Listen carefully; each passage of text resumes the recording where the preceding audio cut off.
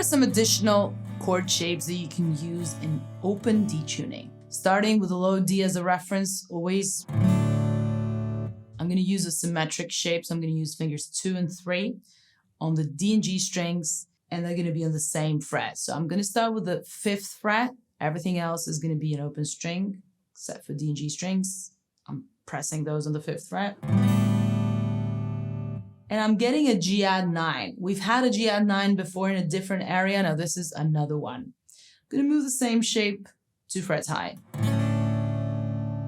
This is now a D major 7. Again, we've had one of those in a different part of the neck. We talked about those earlier in another video. And I'm going to move this finally up to the 12th fret, where, as you would guess, probably this is another type of a D major, because we're on the 12th fret, okay? So the notes are repeating just like the open strings. So again, quickly, we've got, well, open D,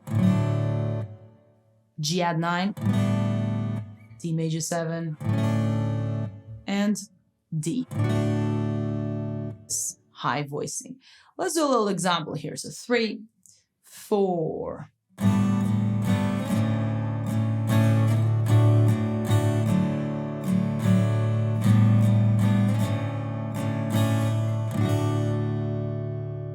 What am I doing? Down, up, down, up. Those down, up, downs are on the G add 9. Up goes on the D major 7.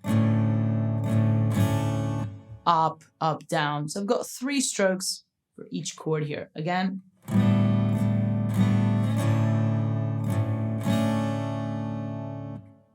Up to the high D.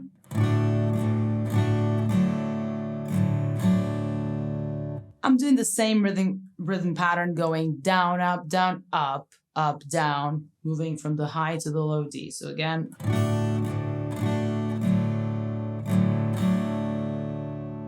And then what? Very same thing.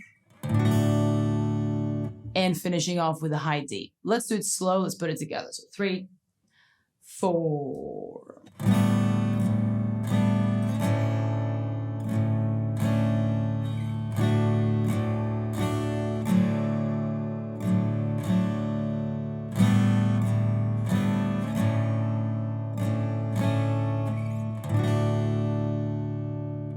And back up to speed, so 3, 4.